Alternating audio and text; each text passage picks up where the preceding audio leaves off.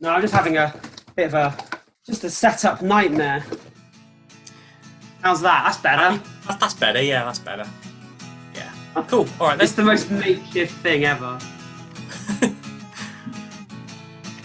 I'm being attacked by a cat now. This is Sheer Isolation. It's presented by Kieran Moore in Trowbridge and Jon Ponting in Cricklade. I'm already being distracted by my cat, but welcome one and all. This is Sheer Isolation. Trouble, would you like to purr at the people? They would definitely like to purr at us. I don't know if the purrs are coming through. This is Sheer Isolation, where we aim to promote the local music scene. We've got our usual bag for the next half hour. A couple of songs. We've got a great guest lined up. I've got Kieran sat there playing with his settings because he's struggling. Are you with me? I'm playing with knobs. See, I went for the high road on that. I thought, shall I? No, I'm gonna. I definitely went for the low road. There you go. Lots and lots of knobs. The problem with that, Kieran, is it's not plugged into anything. That's why you're having problems. I mean, I know I haven't done sound engineering for a while, but I know that you do need at least one wire going into a mixer. I've got the mics and the wires. It's just not working. They're not playing ball with me today. Who's our guest this week? Who are we talking to? Our guest is a lady called Fiona. Fiona Riches. Fiona Riches. Fiona. I'm rubbish with surnames. So Fiona is a sound engineer. She's based in Bristol, although she may have moved. I'm sure she'll tell us in a minute where she's based now. But she is the in-house technician at the Thekla in Bristol, which I'm sure we all know. The Thekla is a very famous venue. It's a boat, and it's sort of harboured in the harbour there, and they present an awful lot of wide variety of amazing music. And she's one of the technicians there. So we're going to find out from her what she's been up to during lockdown. I wonder if it takes her 20 minutes to set herself up for a Zoom call as well. Because you sound technicians, you always go for perfection. We do go for perfection. I've had to like it or lump it this week. I was like, nah, John, call the whole thing off. I'm not doing it. My mic's just sounding a little bit trebly in the 3K. Yeah, I'm not interested. I'll pretend I know what you mean. Probably the 6K as well, not the 3. Anyway. We'll play a track, shall we? You've picked a tune for us this week by a lady called Kirsty Clinch. Who is Kirsty Clinch? Yeah, Kirsty Clinch, yeah. So she's a local musician in sort of Devizes, Wiltshire, kind of Westbury, Melksham, Calne, that kind of area. She's hopped about a bit. I don't actually know exactly where she's currently based, although I sometimes bump into her in Tesco's in Trowbridge. She came to prominence a few years ago now as this country singer-songwriter. And she definitely went for the whole country thing. She went to Nashville to find herself. And she wrote some songs which were sensational. She sold out the Lamb on a couple of occasions in Devizes. And she was really one of those local musicians we were incredibly proud of because she's done incredibly well and she's executed what she does perfectly. We'll flash forwards to today or this year, and she's got an album out. She's been doing some recording. And this is the lead track from her new album, her debut album, a proper album. I don't know if there is any more details for the album, but this is definitely the lead track. There is another one due to be released reasonably soon. This is a track called Fit the Shoe. So I really, really rate Kirsty. She's a lovely girl. Music's great. This video's great. So that's why we've chosen it.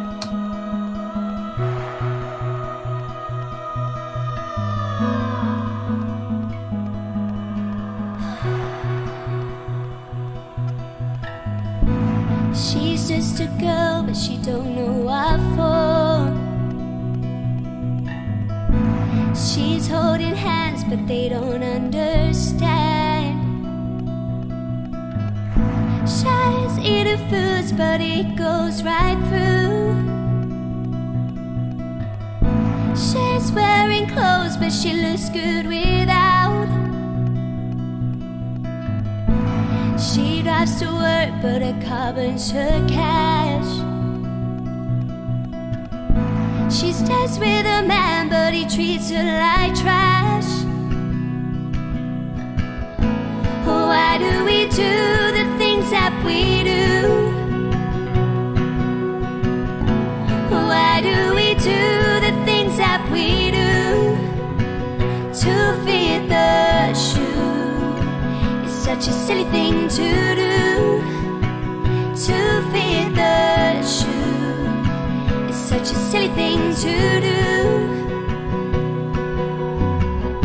He lights cigarettes to keep up with the crowd.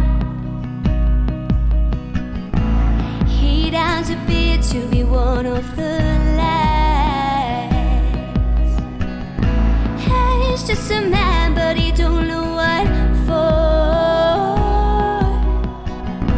Hey, he's wearing clothes, but he looks good without. He's working hard, but life steals the cash. He stays with his girl, but she mows out his floors. Why do we do the things that we do? Why do we do the things that we do? To fit the shoe. It's such a silly thing to do. To fit the shoe. It's such a silly thing to do. Stuck in our ways, I guess that's just life. But sometimes it's nice to take fresh advice. Don't fit the shoe unless it fits you. I'm somewhat concerned you don't smile for you. Why do we do the things that we do? Why do we do the things that we do? To fit the shoe. It's such a silly thing to do. To fit the shoe. It's such a silly thing to do. To fit the shoe. It's such a silly thing to do. To fit the shoe. It's such a silly thing to do. So that was Kirsty Clinch with her lead track from her debut album. This track was called Fit the Shoe, and I'm sure you'll agree it was a banger. Lovely, lovely track, yes. So, it's about this time of day that we look at product placement. What have you got behind you, Kieran? Yes, I do. I have product. This is the wonderful Phil Cooper. Phil sent me a message last night to say, Kieran, I've popped a present through your door. And I knew he had his new album, which is called These Revelation Games. And I thought, I knew it was due out. Obviously, he's received them in the post. He's popped one through my door. So I was delighted. It's an 11-track album. It's predominantly recorded or about lockdown. We did say that there's going to be some of these. There's a track on there called Treading Water, which is specifically about COVID and lockdown. But what's great about Phil is that we're roughly the same age. We went through the 90s together and sort of the early noughties, and we pretty much have the same taste in music. And what Phil sounds like is the sum of all of his history. So when he releases new music like this, I think I know I'm going to love it because I'm going to hear all of the influences that I love so much in his records. I haven't listened to it yet. I've had it now for 24 hours. I haven't listened to it, mainly because I haven't had time. We have already played some Phil Cooper on the show. It was a few weeks ago. So if you want to go back and listen to some Phil Cooper, then you can jump onto our YouTube channel. You can go onto our playlist and you will find the track that we played. I can't remember what we played. Was it off that EP or was it one of the older ones? No, it was off this album. I believe it was House of Mirrors. That does sound familiar. That does ring a bell. Yeah, it is time for this week's guest, which is Fiona Riches, who is a sound engineer, sound tech, who can usually be found at the Thekla in Bristol, but does do some touring work as well. You two had a proper nerdy conversation. I'm going to have to edit a lot of that stuff out.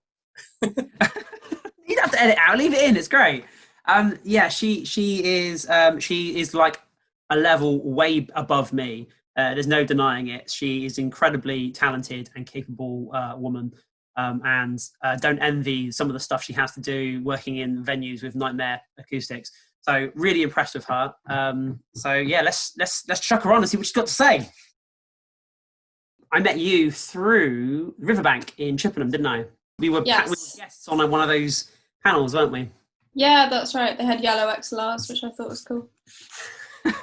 Funny enough, I was chatting to someone the other day about cables. Do you have, as a sound engineer, do you have special cables? Like a special brand or something? No, just a colour. Do you go for a special colour so you know which is yours, or do you not? It's funny, I now actually have a yellow XLR for front of house so I don't lose it. Because I always take my own I obviously always tour my own talkback mic. Because sharing a microphone is disgusting. I'm glad that we've all realised that now. It's taken a pandemic, but... That's what it took. Yeah, so I have a yellow front of house talkback XLR that matches my yellow Pelly. I tend to keep everything yellow so I don't lose it. Yeah, so nobody else can steal it. Because everyone in black, it's like... and so I don't forget it. Yeah, exactly. Easy to go walkies. Excellent. So yeah, we met at the riverbank doing their talks to the youth. I thought they were fantastic. It was lovely to meet you and hear about the things that you're doing. I believe that you, I don't know if you still are, but you were the in-house tech at the Thekla. Is that still the case? So yeah, I was part of the team at Thekla. There was a few of us because there was so much going on there. There was, gigs basically every night of the week and clubs, kind of Wednesday, Thursday, Friday, Saturday. So there was a gang of us and it was really cool. It's a great, it's just a piece of history really in Bristol. I love all the strange parts of it that I've explored now. There's so much that the public don't see behind the scenes in that place. I've been a punter there many times. I've watched loads of shows there. I've never worked there, but it does strike me as a sort of place that would have lots of nooks and crannies. Yeah, for sure. It's strange. I found like a tobacco tin from the 80s in the chain locker when we were in dry dock, which is pretty cool. Older than me. Older. So, we've still got tobacco in? No, it was empty. It had screws in. Oh, well, yeah. You do. Yeah. Random boat bits. This whole lockdown thing for me has been now that we're sort of 7-8 months into it, time for me is just a complete mess. I don't know when anything happens because it's all just one big mass of time. But I do distinctly remember you being on social media quite a lot on the Thekla because you were decorating it. Now, was that prior to lockdown? So that was last summer. Last summer. Yeah, she was in dry dock. She had a whole new hull fitted. Which is a whole hull. Yeah, a whole new hull. They welded a whole new hull onto the existing hull, and I watched some of it being done. I sort of like half watched it because you're not supposed to watch welding. We had to reseal where the hull got welded. You have to seal it with like resin and then paint over it. And so that little did we know, obviously, that was last summer, you say. Literally like 6 months later, we were all going to be, our industry was going to be decimated and we weren't going to be working anymore. I know, yeah, all those trips I'd made to Screwfix to get paint. But it's still worth it because she's still floating, so. I was about to say, I'm assuming it's all still ready to roll the moment we can. They just announced some like seated shows. That's quite a popular thing here in Bristol that kind of... Yeah. And I actually went to one. I went to the Poisonous Birds one. That was like my first show back, which was bizarre but great. What have you been doing apart from decorating the Thekla? What have you been doing with your time this year? So Thekla was last year. This year I actually got into pottery. I cool. Just fancied having a go, and it's kept me busy. So are you making pots? Yeah, they're very wonky. It's great. It's really messy and expensive and heavy and difficult, but very calming. So that's why I like it. And what bands are you currently working with, or what? Because I know you've toured with a few people before. Have you still got relations with them and plans to go back into touring next year? There's no plans at the moment for touring, just because it's so difficult and booking agents kind of got their work cut out. But the last tour I did was actually this time last year, and that was with Tessa Violet, who's a brilliant pop star, rock star, just an incredible musician that I'm lucky enough to not only have worked with but become friends with. So wait, is she British? No, she lives in LA. She's American. Oh, cool. Did you was she touring over here, was she? Yeah, we did UK, Europe, and we actually went to Moscow as well last year, which was that's so amazing. Cool. That's pretty cool. We chatted to a chap a few weeks ago about where the job can take you. And is that the furthest you've been from home so far, Moscow? Yeah, Moscow was completely... I've always had a bit of a thing for Russia because I was a ballet dancer first, before everything. So going to the home of ballet was a really emotional, incredible experience for me. I completely didn't expect to find it so overwhelming, but I saw the Bolshoi Theatre and I was just like, wow, that's really cool. So yeah, That's pretty cool. What else have you done in Europe work-wise? it doesn't even feel, I'm saying last year, it feels like 10 years ago, but it was last year, it was 2019. I did the Primavera Barcelona in Portugal. No way. Primavera Barcelona in Spain and Porto in Portugal, with Lucy Dacus, which was really fun. Portugal was incredible. The food was ridiculously good. And look, Portugal's there. Yeah, great place, really fun. I mean, like, I've still had some amazing experiences in the UK. Glasgow, for example, Glaswegians are amazing. I absolutely love going to Glasgow because there's such good vegan food. Okay. I always just like eat a whole tour's worth of food in Glasgow. I'm like, I wasn't expecting you to say Glasgow was a hot spot for veganism, but there you go. Yeah, it is. It is. It's like Glasgow, Brighton, and Bristol. That's the best spots in the UK. Of course, Brighton and Bristol. That's a given. When you were in Scotland, did you drink plenty of iron brew? Yeah, I always think I want an iron brew.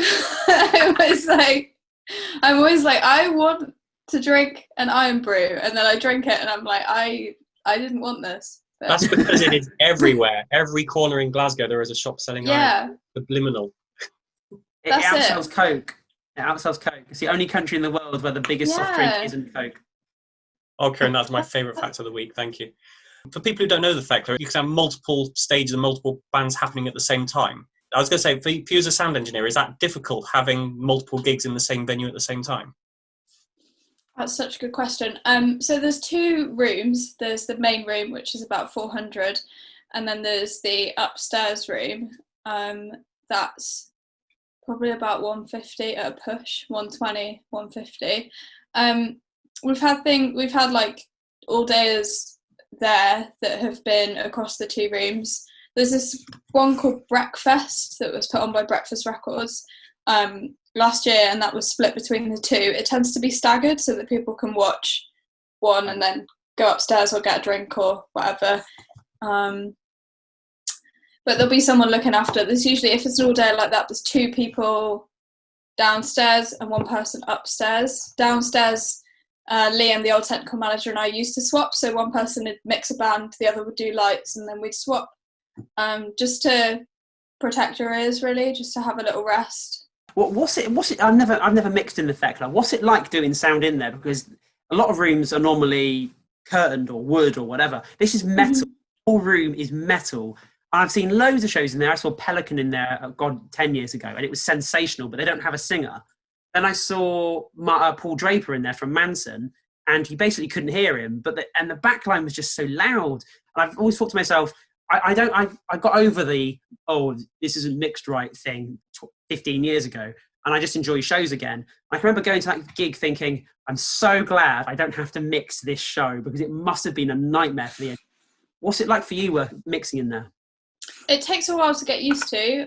It's unlike mixing in any other venue in Bristol, purely because it is a metal box, especially with when we just repainted the walls. We painted them in this it's called Hammerite black metal paint, and it's super, super, super glossy. So it's just an acoustic nightmare because it's super clean and glossy. So everything's just like splashing.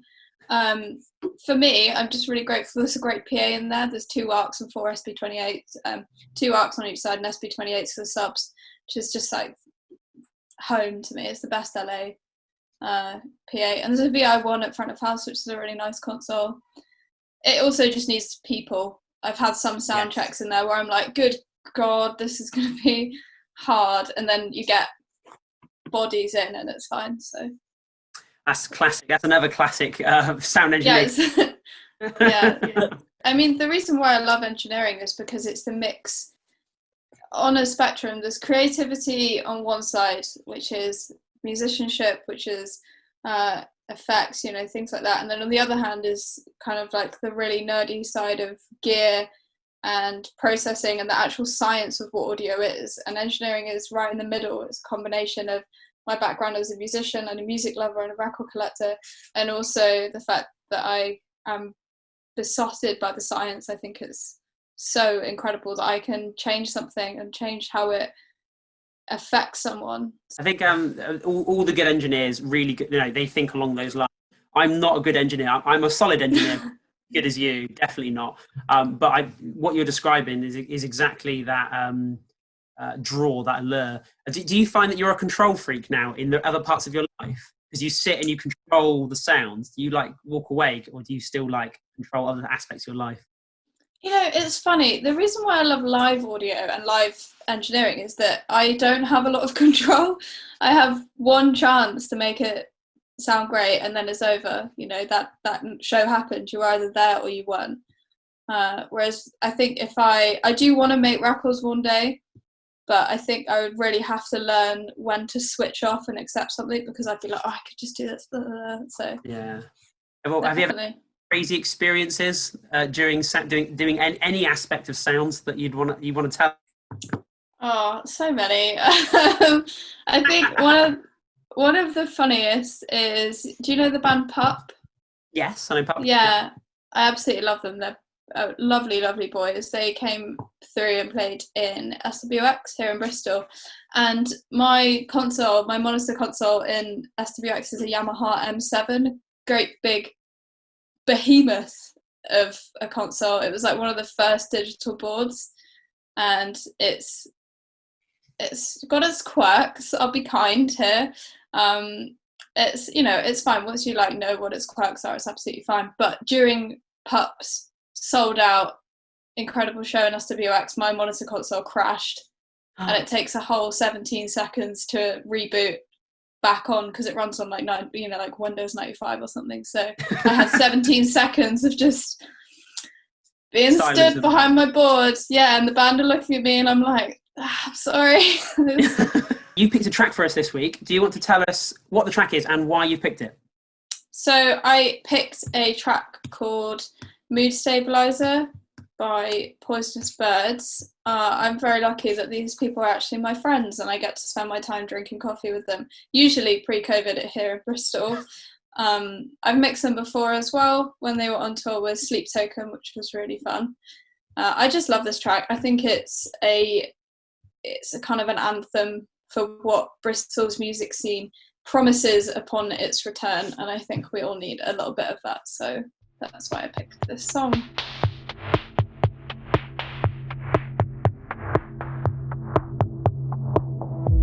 Rough time, Thekla, small hole, feet high, round pole, trick shot, reticent, I'm not, soft lungs, big hands, mothering, show and tell, sudden fall, cavalry, I'm not.